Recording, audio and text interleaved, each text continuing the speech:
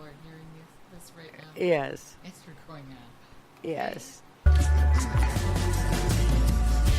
Welcome to Diva Dialogue. I'm your host, Coach Deb. And here's our guest today, Mariah. Welcome to Diva Dialogue, Mariah. Hey, thank you. How you doing? It's good. Good. All good. So, did you have any friends in Florida that are going through all this? I have a couple of grandkids and some great-grandkids, actually. Oh. Yes, that moved down there recently. And they did evacuate, and I'm not sure where they are right now. Oh, you haven't heard? I haven't heard. Oh, I need to dear. call my daughter. Find out. Yeah. Yes. We had, I have several friends that live in Florida and several relatives. I used to have more, but they don't live there anymore. But it was funny because my husband's mom lives in Naples, and she has been home visiting for a week. So she missed it. Yes, that's so funny. She was supposed to leave to go back on Friday. Needless to say, she's still here. But she is worried about her friends, she's lived there for a long time. These storms are really getting scary. They are. And too many of them. There's been too many. Too many, too strong. Yeah. Hugely expensive. Yes. And really scary for people. Yes. I mean, it's got to be a really tough thing to go through. I can't even imagine, really. We used to have tornado warnings and tornadoes in Ohio where I grew up. And I remember hunkering down. And I remember one missed us by a half a block once. And the sound of it. Is scary stuff. It is. It is. It is. Yep. And just thinking of all that water, see, that's the horribleness of it, being in Florida on the coast like that. Oh, yeah. Yeah. Because water does big damage. Big damage. It's very powerful. It becomes contaminated. That's another scary part of it. Mm-hmm. And, the animals, too. Mm-hmm. They're left to figure out how to survive that. And some of them are not friendly animals. Right. Especially in Florida. Right. So, I mean, it's like... So that's when I asked my husband. Scary pieces to it. I said, can you, walk out the door and have a shark be there? Yes. An alligator? Yes. Definitely that one, yeah. And people have. Uh-huh. Yeah. I know it. Too much. Too much really trauma. Too much. That's really post-traumatic stress kinds of, activity. I'm sure a lot of people do not feel safe for a long time. Right. Yeah. And anytime a big wind or when it starts raining, you're right. You're absolutely right. Oh, it's sad. We send lots of love to all of you. Absolutely. And prayers and healing and all that stuff. Yeah. Because it's going to take a long time to clean stuff up. Even the people that didn't have that much damage have some. Yeah, right. So... I am amazed and gladdened by how many people jump to help these areas that are having these storms. Volunteers. Yes. Yeah, it's pretty. Yeah, and donations. And I didn't even put it into perspective that today is also 9/11. Oh man, I didn't either.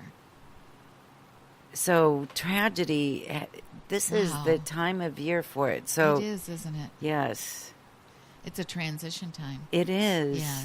September, yes. We move into fall. People's allergies go up and accidents go up and all kinds of things happen. Right. Apparently the weather goes up, too. Somebody posted on Facebook this face that was on the storm. Did you see that? No. I don't know if it was manipulated or not, but it was kind of scary looking. I said it looked like George Washington. I tried to make light of it for people that are going, whoa. Right. Aliens. Yes. It's an alien. I know it's an alien. So I'm going to tell people a little story about how we met. Oh, okay. We had an essential oils class here that Jeanette teaches once a month, and it's a wonderful class, and we always get at least 5 people. Sometimes we have more. And in walked Mariah with one of her friends that knew another friend of mine. And from the moment I saw you, I knew that we were going to be great friends. And I love that because that doesn't happen that often. And when it does, I just cherish it. Me too. Yes, that's cool. Yeah. So afterwards, you came and wanted to set up a meeting with me, and I was so excited because we got to talk for a little bit. And now it already feels like, to me, it feels like we've known each other a long time. It does not feel strange. It feels like we've been doing this forever. It does. Yeah. But how was it from your point of view? Well, it was similar. I came in and I felt really peaceful. It just right away felt peaceful. And I felt drawn, to everyone that was here in some ways. But I knew you. I knew there was a deep connection inside. And that was, that's really a happy experience to have. It is. It is. And plus, when we did have the chance to talk, it was so great to have the kind of conversation we could have. That was loving, that was expansive, that was intelligent. It was refreshing. It was a wonderful, it was a wonderful experience. So, and I've had on my kind of prayer list and my vision board for about a year now that more wise women and men come into my life. And so, nice. One, there's a new one right there. I love that. You coming to my life. And actually, there's a man that has come into my life, a friend. And so they're growing. Yes. They're multiplying. They are. And I'm really excited about that. Yeah. Me too. Yeah. It's so nice to have people like that. And this is ending up to be a good place because people are drawn to this place. Right. They are. So I consider myself very blessed to have found this and to have found you. And there's people that I want you to meet. And there is a gentleman that I want you to meet as well named Kai Sorensen. Have you heard of him? Oh. Yeah, I think you two will get along quite well, too. I'm going to try to get him here on Saturday, and we'll talk about that later. So tell us about the work that you do and how you got involved in it. Okay. Well, I've been doing teaching and training for over 45 years. And it started when I was really young, and I read a couple articles, and one was about visualization and healing, and visualization and ways to make behavioral changes. So I decided I would try it.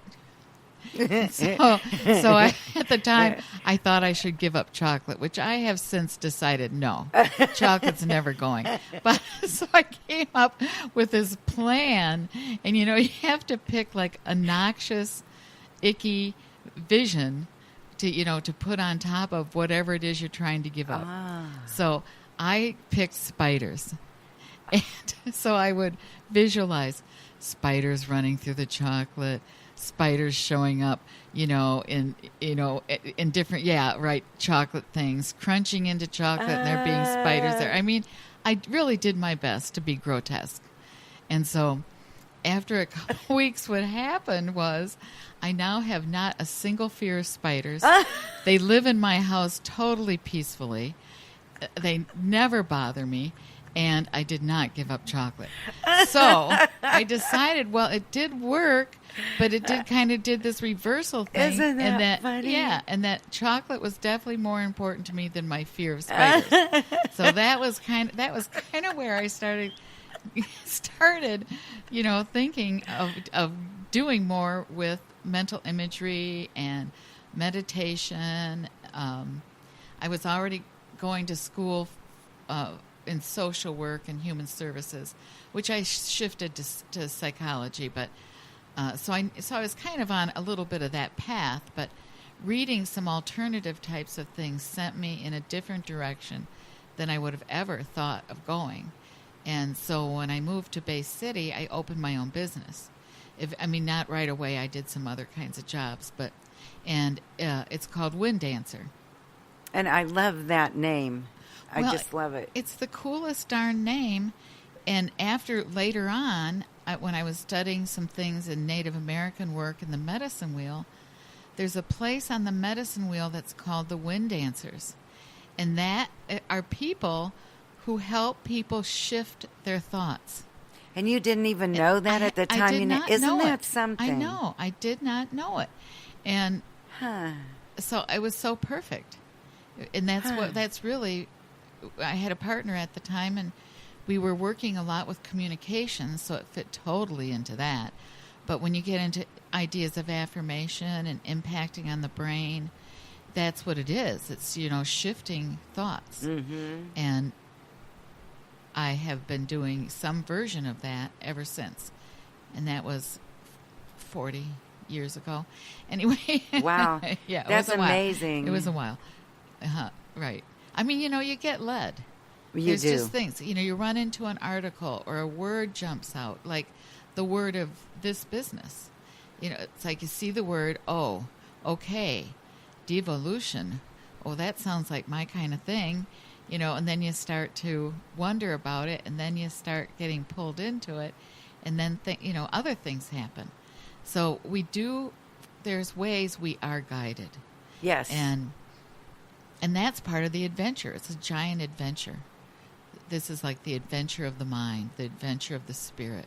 And I feel very fortunate. Yes. Yes. And there are people that know to follow. We had one of the ladies that came to the journaling class goes to the library all the time. Yeah. And for some reason, she was sitting in the car waiting for her husband, and she saw the building that I used to be in hasn't taken my sign down yet. And it said devolution on it. And she saw that, and she went, I should go check that out. And then after they left there, they were driving down Washington, and there was devolution again. And she said, okay. Okay, like, knock, knock. So that's what brought her to the class on Saturday. So she is aware of those things, and everybody should just live in the moment and kind of look around and see everything and that's in our rush society, that's very hard to do, and yet it's so integral to your mental and spiritual health that you take time to do that. Yeah, being in the moment, looking at what's good is one of the main ways we can stay happy. And just slow down a little bit. And just slow down. How would, if someone was saying to you that they were trying to do that was like one of their goals, how would you suggest to them to slow down and look and be aware? Yes. Well, the first thing I would do is teach them how to breathe. Because it's a skill that we think we have because we can do it enough to stay alive, but breathing is actually a healing tool in itself. And so learning to breathe in a correct way, in a healing way, is the best thing anyone can start with around any kind of stressor. So if you're wanting to slow your life down, if you're wanting to stay in the moment, you learn to focus on your breathing and deepen that breathing, and it literally changes the chemical output of the brain. It moves it into producing endorphins and chemicals that help people stay above depression, because we have a huge population of people who suffer from depression. It re-energizes the cells. So that would be the first thing I would do.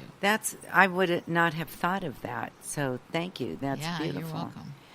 And another thing, so let's just talk about like staying focused and start walking down this path to protect yourself, to protect your physical health too. It's so important. And if breathing does that to you mentally, certainly physiologically, it has a huge effect as well. Yes, it has a huge effect. And, for a while, sometimes things that seem simple are actually not easy. So people hear the idea of breathing. They don't realize the power behind it, because it actually is not as easy